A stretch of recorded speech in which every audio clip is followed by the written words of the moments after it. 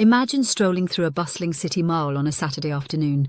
You see extroverted chatterboxes swapping numbers, pragmatic thinkers comparing smartwatch specs. Yet the quiet, imaginative INFP woman is nowhere in sight. Why? Are they hiding in plain view? Or have modern pressures pushed these idealistic dream chasers to the edges of society? Picture a rare orchid that blooms only under very specific conditions. Too much noise, and it wilts. Too little authenticity, and it never opens at all. Tonight, we're cracking open a mystery that spans psychology, culture, and the very architecture of the human soul.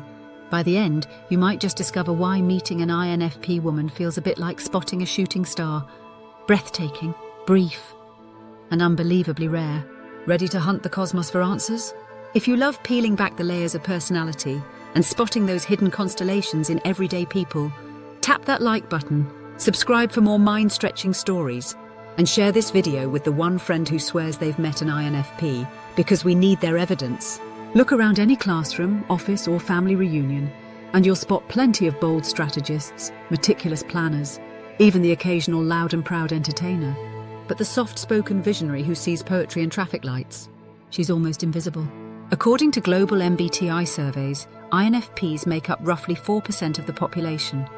But when you filter for women, the slice thins to about 2%. Factor in cultural masking, and that number slides closer to statistical vanishing point. Why so scarce? Part of the puzzle lies in sheer math. Personality traits distribute unevenly, and introverted intuition plus feeling is a rare cocktail to begin with. Yet numbers only hint at the story. Picture a young girl who'd rather sketch imaginary worlds than practice multiplication tables. Teachers label her daydreamy, peers shrug her off as weird, and little by little she learns to tuck that technicolor mind behind a grayscale mask. Multiply that quiet retreat by millions, and the demographic gap widens. Then there's the evolutionary curveball. Societies that prize collaboration often elevate traits like extroversion and consensus building. The INFP's instinct to wander off script can look inefficient, even rebellious. Could it be that our modern ecosystems simply breed out the dreamers? Or have they chosen exile on their own terms? Ready to peel back the next layer of this mystery? Imagine two forces pulling on the same fragile kite string. One is biology, those finely tuned neural circuits that gift an INFP her boundless imagination and deep-sea empathy. The other is culture, a giant gust that shouts, "Land that kite and act normal." From birth, INFP girls inherit a genetic lean toward introverted feeling and intuitive exploration, wiring them to seek meaning over metrics. But the minute they toddle into daycare, the nurture machine revs up. Teachers praise neat handwriting, not wandering storylines. Playground politics reward the loud, not the thoughtful observer. Slowly, the INFP learns a survival skill psychologists call social adaptation, essentially wearing another type's coat just to stay warm. By adolescence, many have slipped into an ISFP or ENFP disguise, so convincing even close friends can't spot the seams. Here's the kicker. That constant masking drains cognitive bandwidth. Picture running high-def animation software on a 90s laptop. Eventually it overheats, crashes, or shuts down to protect itself. The result? We see fewer visible INFP women, not because they're gone, but because they're stuck buffering behind personas culture deems acceptable. So what happens when that internal tug-of-war snaps the string? Scroll through any top career skills article, and you'll spot buzzwords like team player, agile, relentlessly proactive. Translate that into schoolyard language and it reads, talk louder, move faster, fit in. For an INFP woman, whose genius blooms in stillness, those mandates feel like trying to sprint while reading a novel. Society's unwritten rulebook insists success looks extroverted, efficient, and easily measured. So the dreamy inward gaze gets marked unproductive. Yet pressure can spark rebellion. Many INFP women stage their first protest in secret, scribbling poetry in math class margins, sketching constellations on corporate sticky notes, turning small talk into quiet acts of soul-searching. It's civil disobedience by imagination. Friends may see a shy listener, but beneath that calm surface churns a silent manifesto. I refuse to trade wonder for approval. This gentle insurgency often goes unnoticed until a tipping point. An art piece that stirs hearts, a volunteer project that heals strangers, a blog post that suddenly goes viral. Then everyone asks, where did she come from? The truth? She never left. She simply mastered the art of camouflage until her moment to bloom arrived. Curious how that bloom shapes an entire life path. From childhood, many girls hear the same lullaby: be nice, be helpful, don't rock the boat. For an INFP whose moral compass is calibrated to cosmic justice rather than classroom gold stars, that melody can turn into a muzzle. She senses when a rule is hollow or a compliment is manipulative, yet speaking up risks being labelled difficult. So she smiles, nods, and quietly files away every tiny betrayal of authenticity. Each unspoken truth becomes another stone in a growing backpack. The trap tightens in adulthood. Offices reward the agreeable teammate who stays late without complaint. Relationships often expect emotional caretaking without reciprocity.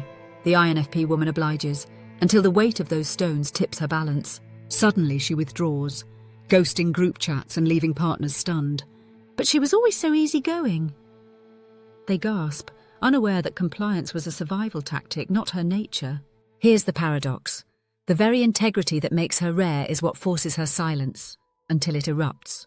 And when that eruption comes, the nice girl label shatters, revealing a principled rebel ready to redraw every boundary. What happens when that rebel chooses a career path no one saw coming? Scan a corporate org chart and you'll see predictable clusters: accountants tracking revenue, marketers chasing clicks, managers aligning KPIs. But zoom out to the fringes: the art studio loft above a thrift store, the remote aid camp in Madagascar, the indie game company headquartered in a spare bedroom. And that's where INFP women quietly set up shop. Why? Because conventional cubicles trade meaning for metrics, and meaning is their non-negotiable currency. Many gravitate to portfolio lives: a morning designing book covers, an afternoon tutoring refugees online, an evening composing music no algorithm can predict. The paychecks may wobble, yet the soul balance never dips into overdraft. In humanitarian work, their empathy becomes leadership. In storytelling careers, their inner worlds turn into cash-flowing IP. When they do enter mainstream fields, counselling, UX design, even environmental law, they sprinkle stardust on processes others wrote in grayscale. Ironically, this off-grid career map makes them harder to count in formal labour statistics, deepening the illusion of rarity. Ask, where are the INFP women? And the answer might be, exactly where your data chart forgot to look. But if they're already rare, how often are they mislabelled altogether? Ever met someone who swears they're an INFJ because the internet told them so, yet their Spotify playlists read like a diary and their closet bursts with half-finished art projects? Chances are you've encountered an INFP in disguise. Personality tests hinge on self-perception, and no one does self-doubt like an INFP woman. She'll ponder every quiz question for hidden nuance, then click the safer answer that sounds more practical. Result? Mistype city. Psychologists call this impression management. We adapt our identities to fit social expectations, especially in job interviews or dating profiles. For INFP women already accustomed to cultural camouflage, it's second nature to shade answers toward organised or assertive. Meanwhile, pop culture archetypes muddy the waters further. INFPs are whimsical artists. INFJs are empathetic counsellors. An INFP working as a therapist might think, well, that's me. So INFJ it is. Even friends and partners contribute to the confusion, projecting labels that feel more familiar. Over time, these patchwork identities stack up like filters on a photo, each tint hiding the original hues. So when the world counts official INFP women, it's really tallying shadows on a wall, ready to see what happens when those shadows overload and the empath finally retreats. Picture an emotional sponge that never fully dries. Every sigh on the subway, every tense Zoom pause at work, an INFP woman soaks it up, storing strangers' feelings alongside her own. Neuroscience shows heightened mirror neuron activity in deep empaths. It's like having a surround sound system for other people's moods. Helpful? Absolutely. Sustainable? Not always. Sooner or later, the sponge saturates. Symptoms creep in quietly. Sudden fatigue after casual social events, unexplained anxiety scrolling news headlines, a craving for solitude so fierce it borders on physical hunger. Friends misread the withdrawal as flakiness. Bosses tag it burnout. But inside, she's running a humanitarian triage unit with no off switch. One study found that chronic empathy without reciprocal support spikes cortisol levels, mirroring combat stress. Imagine fighting a war of feelings every day, armed only with listening skills. The survival instinct kicks in. Enter the hermit mode. She deactivates social apps, ghostwrites texts she never sends, and retreats into comfort universes. Fantasy novels, indie films, playlists that feel like sonic blankets. To outsiders, she's disappeared. In reality, she's rebooting her nervous system, draining the soaked sponge so she can feel herself again. What role does the digital world play in both exposing and hiding her next? Swipe, scroll, repeat. The online realm promises endless connection, yet it can feel like wandering a carnival hall of mirrors. Every reflection distorted by algorithms targeting what they think you want. For INFP women, that distortion cuts deep. Their feeds curate hyper-edited success stories, relentless hustle memes, and personality quizzes that box them into neat hashtags. At first, the web feels like a treasure map to kindred spirits. Forums and fanfic sites burst with shared passions. But soon the algorithms notice the clicks and start looping the same content on repeat, turning curiosity into confinement. Ironically, this echo chamber both reveals and obscures INFP traits. A single heartfelt blog post can attract thousands who whisper, "I thought I was the only one." Yet the overwhelming noise convinces many INFP women to lurk instead of speak, protecting their authenticity behind private playlists and locked journals. Digital life becomes a double-edged quill. It writes community into existence while erasing the very rarity it celebrates, burying nuanced voices under trending templates. So when an INFP logs off, tired of avatars and curated smiles, where does she go to seek real connection, especially in the topsy-turvy world of modern romance? Open a dating app and you'll wade through a sea of gym selfies, cryptic sapiosexual tags, and bios that read like resumes for fun. For the INFP woman whose idea of flirting is swapping existential theories over coffee, that landscape feels like speed dating in a fluorescent-lit airport. She craves resonance, not rapid-fire banter, and algorithms that rank by swipe volume can't quantify soul-level chemistry. At first, her profile glows with authenticity. A favourite poem, a sunset photo she actually took, a line about wanting conversations that feel like campfires.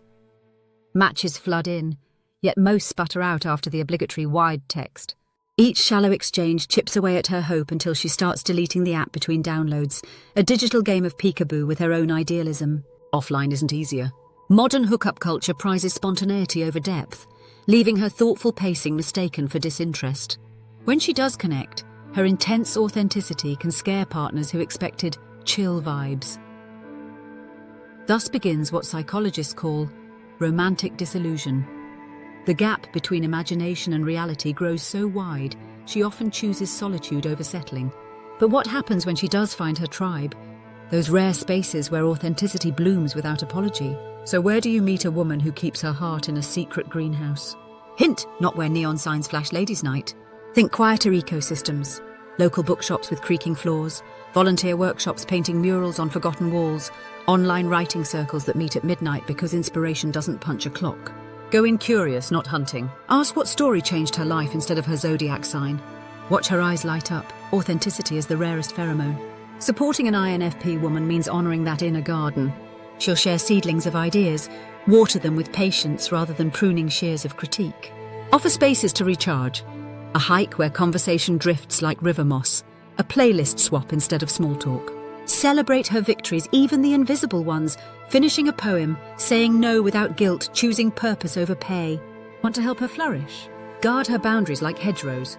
Remind her that the world needs impractical dreamers precisely because practicality can't imagine tomorrow. And when she retreats for solitude, trust she'll return blooming brighter. In the end, rarity isn't about scarcity, it's about value. The fewer INFP women you meet, the more precious each encounter becomes, an orchid sighting in a concrete jungle. Handle with wonder and watch the garden grow.